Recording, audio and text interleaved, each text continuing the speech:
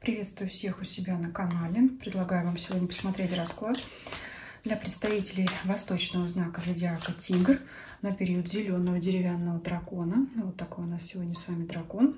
Этот период будет проходить с 10 февраля 2024 года по 28 января 2025 года. Именно этот период, который отличается от нашего календарного года, мы посмотрим основные события для представителей знака зодиака Тигр.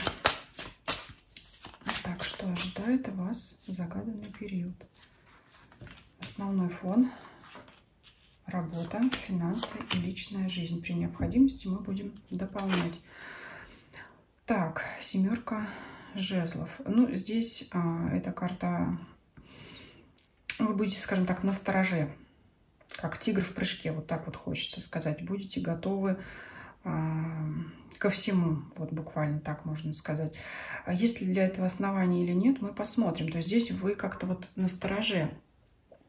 И давайте смотреть, почему у вас такое вот как-то настроение, да, такое пассивно-агрессивное, да, то есть вы как-то можете, кто-то может ожидать неприятностей, но они его врасплох не застанут. Но здесь вот ситуация двояка. Либо есть к этому основание, либо это внутренняя ваша какая-то напряженность. Давайте смотреть, что ожидает в работе. Новые проекты, новые старты. Кто-то может быть нацелен на поиски новой работы. Может быть, пока еще не увольнение, но вы можете куда-то поглядывать на другие берега, посматривать, да, там, где больше платят, где попрестижнее работа. Может быть, вы уже выросли в своих знаниях, в своем опыте на предыдущем месте и хотите свои знания принести куда-то в более крупную, серьезную, престижную организацию. Вот здесь вот такие мысли. Либо это развивать свою карьеру на прежнем месте, развивать свое дело, бизнес, да, смотреть, поглядывать на конкурентов, да, что, как делают другие, да, как бы их обойти, как выйти вперед. То есть это нацеленность на дальние горизонты. А почему семерка жезлов, да, то есть это может быть конкуренция потенциальная или действительная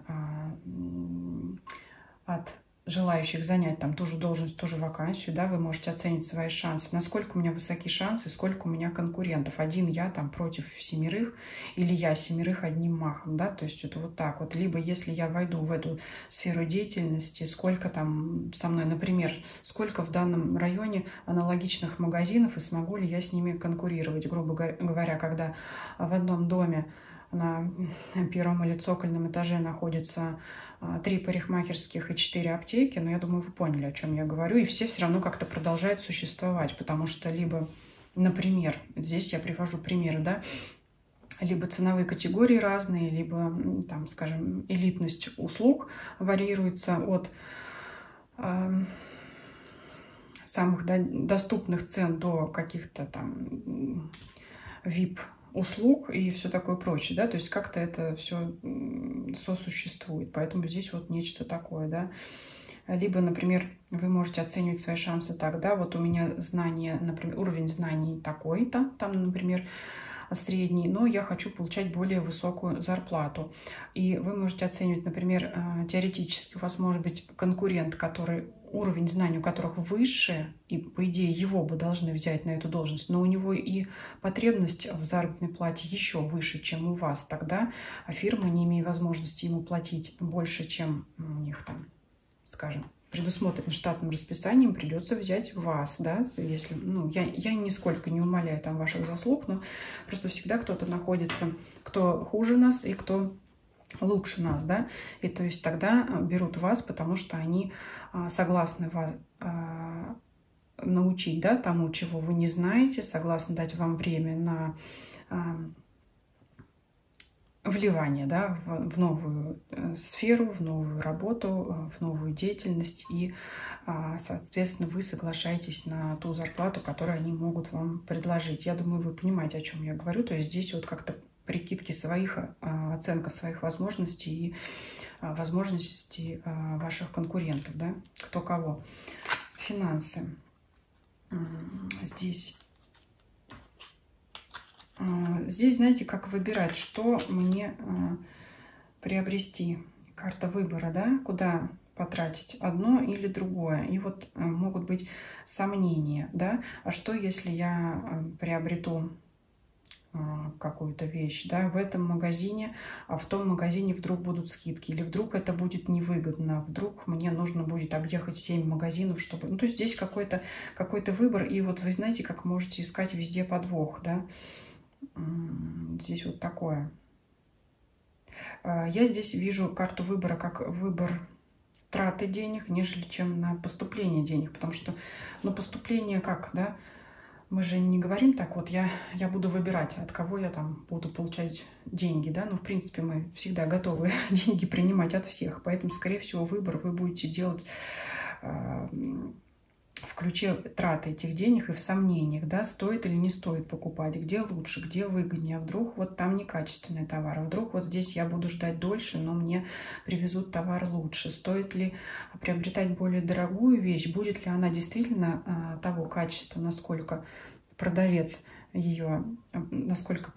выставляет цену ей, либо это будет тот же предмет мебели той же фирмы, но дороже, да, вот здесь вот что-то такое, а вдруг меня обманут, а вдруг я найду лучше, вот здесь вот так вот колебания какие-то, принятие решений. И личную жизнь посмотрим. Карта силы, но здесь сразу говорится о том, что вы будете доминировать в ваших отношениях и будете постоянно искать подвох от вашего партнера. Но здесь, конечно, имеет смысл раскрыть, да, если действительно этот подвох. То есть как-то вы можете не доверять вашему партнеру, можете его контролировать, можете доминировать, можете манипулировать. И все это связано с тем, что вы ему не доверяете. Есть ли основания действительно не доверять?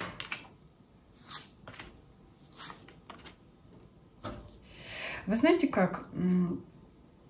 Я думаю, что оснований нет. По Верховной Жрице вы скорее можете накручивать себя, что есть некая тайна, что партнер от вас что-то скрывает, а возможно это потому, что партнер очень много времени тратит на себя и на свои удовольствия, может быть, на свои хобби, на встречу с друзьями без вас. Другое дело здесь, что партнер, проводя время, развлекаясь без вас или занимаясь своими увлечениями без вас, может привлекать к себе внимание других людей. Здесь в качестве совета для вас может быть,